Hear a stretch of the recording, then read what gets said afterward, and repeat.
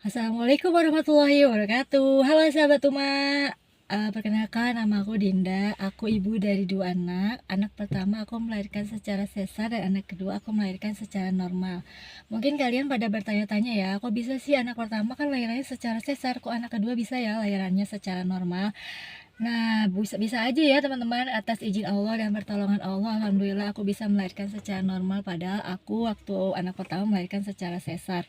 Nah, pada video kali ini aku bakal ngebahas tentang VBAC atau VBAC, Vaginal Birth After Cesarean. Apa sih VBAC itu? Nah, simak videonya ya, tapi jangan lupa like, comment, and subscribe dulu channel YouTube aku, oke? Oke sahabat Uma, udah pada like, comment, and subscribe belum channel YouTube aku? Oke, kalau belum like, comment, and subscribe dulu ya channel YouTube aku. Oke, seperti yang aku bilang, kalau pada video kali ini aku bakal ngebahas tentang VBAC, VBAC, Vaginal Birth After Cesarean. Oke, apa sih VBAC itu? Nah, VBAC itu adalah melakukan persalinan normal setelah sebelumnya pernah melahirkan secara sesar. Nah, kata orang bilang katanya kalau ibu hamil yang udah pernah melahirkan secara sesar, maka di kehamilan selanjutnya harus melahirkan lagi secara sesar lagi. Ternyata itu salah ya teman-teman. Ternyata ibu hamil yang pernah melahirkan secara sesar, itu pada kehamilan selanjutnya itu bisa kok melahirkan secara normal.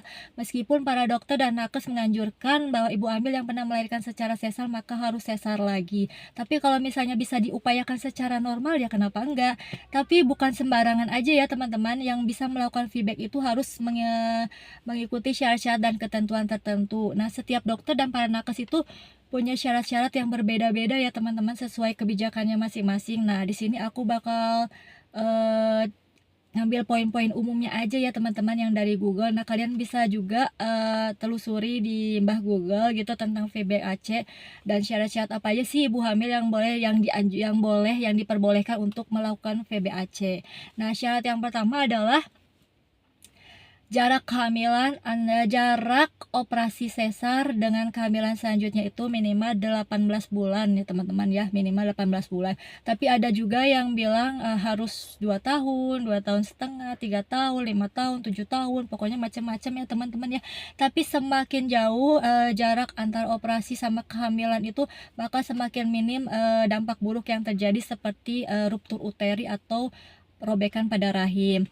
Nah, yang kedua, bekas sayatan sesarnya teman-teman. Bekas sayatan operasi sesarnya itu harus horizontal dan letaknya itu rendah di bawah perut, jadi jangan vertikal, karena kalau vertikal itu lebih beresiko terjadi ruptur uteri ya teman-teman.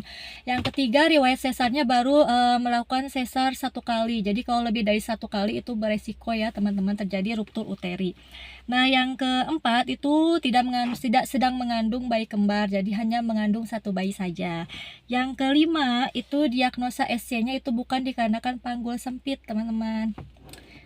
Dan yang keenam, belum pernah melakukan operasi berat seperti pengangkatan tumor pada rahim.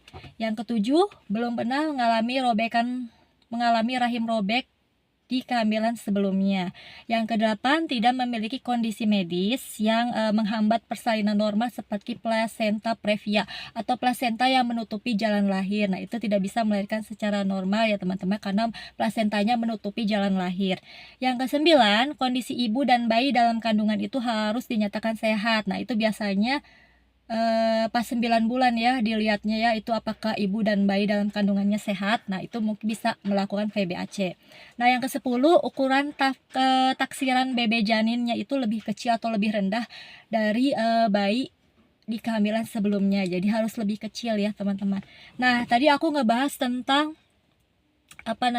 ibu hamil yang diperbolehkan untuk mencoba melakukan VBAC, Vaginal Birth After Cesarean. Nah, sekarang aku bakal ngebahas tentang ibu hamil yang tidak dianjurkan untuk melakukan VBAC atau VBAC, Vaginal Birth After Cesarean. Apa aja sih itu teman-teman ya?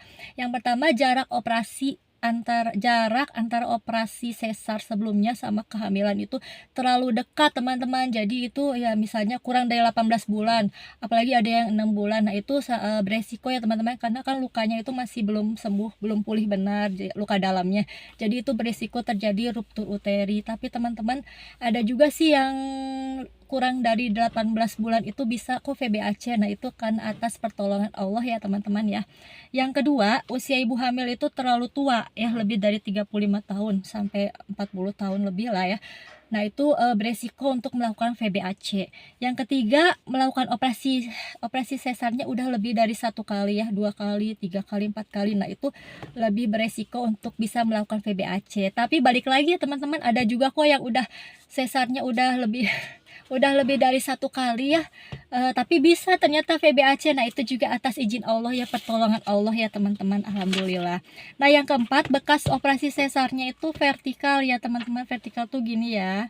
Nah, itu berisiko untuk melakukan VBAC, jadi tidak dianjurkan untuk VBAC. Tapi baik lagi teman-teman, ternyata pengalaman orang-orang juga ada juga yang bekas sayatannya vertikal tapi dia bisa melakukan VBAC. Alhamdulillah, itu atas pertolongan Allah ya teman-teman, izin Allah juga.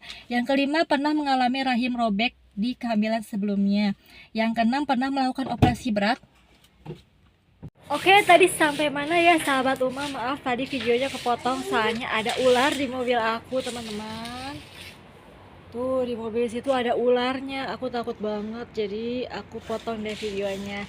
Oke, tadi sampai mana tadi ya? Ibu hamil yang tidak dianjurkan untuk melakukan VBAC adalah tadi yang keenam adalah sudah pernah melakukan operasi berat pada rahim seperti pengangkatan tumor jinak pada rahim.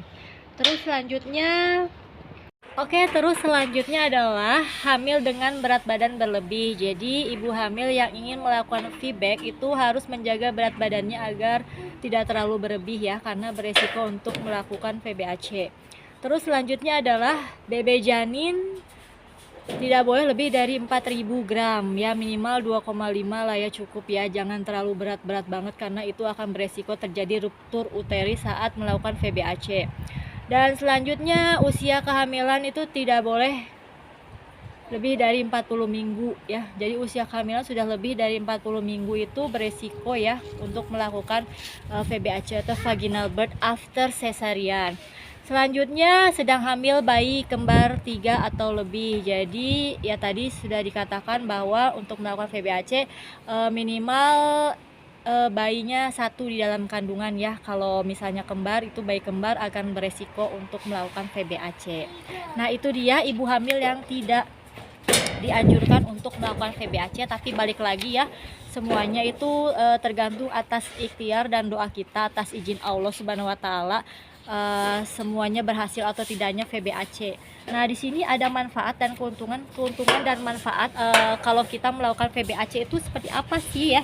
Keuntungan manfaat yang aku akan bahas di sini adalah yang pertama, itu proses pemulihannya itu lebih cepat ya teman-teman. Jadi waktu aku operasi itu ya, waktu aku operasi sesar itu pemulihannya itu ya 3 bulan aku itu baru bisa jalan tegak. Jadi selama 3 bulan aku itu jalannya tuh bungkuk-bungkuk gitu teman-teman, karena masih sakit di daerah sayatan bekas operasinya. Tapi pas ketika aku lahiran normal waktu kemarin, aku 2 minggu aja udah bisa jalan-jalan ke warung, udah bisa ke warung teman-teman. Jadi proses pemulihannya itu lebih cepat, aku seneng banget ya. Yang kedua, manfaat dari melahirkan secara VBAC itu adalah menurunkan risiko komplikasi operasi seperti pendarahan hebat dan pengangkatan pada rahim. Jadi risikonya minim ya. Yang ketiga adalah menurunkan risiko masalah atau dampak buruk di kehamilan selanjutnya. Oke. Dan ada manfaat, ada juga risiko VBAC ya teman-teman.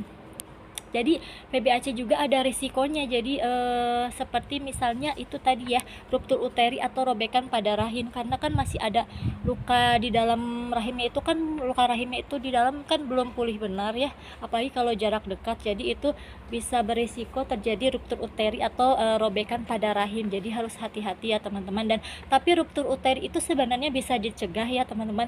Nanti aku bakal bahas soal ruptur uteri atau robekan pada rahim. Itu bisa ada pencegahannya teman-teman ya. Yang kedua adalah jika persalinan VBAC gagal, maka akan terjadi pendarahan, pengangkatan rahim, cacat pada bayi. Nah, jadi kematian ibu dan bayi. Makanya kenapa VBAC itu dianjurkan dilakukan di rumah sakit ya teman-teman, karena kalau misalnya ada sesuatu terjadi apa-apa, nauzubillah min dzalik, jadi tindakannya cepat karena di rumah sakit itu alat-alatnya lebih lengkap. Oke, segitu aja deh teman-teman ya video bahasan aku tentang VBAC atau VBAC, vaginal birth after cesarean. Nah, pada video selanjutnya aku bakal menceritakan tentang pengalaman VBAC dan tips-tips sukses VBAC. Oke, tapi jangan lupa sebelumnya like, comment, and subscribe dulu ya channel YouTube aku dan bunyikan loncengnya. Dadah, assalamualaikum warahmatullahi wabarakatuh. Semoga bermanfaat ya video aku.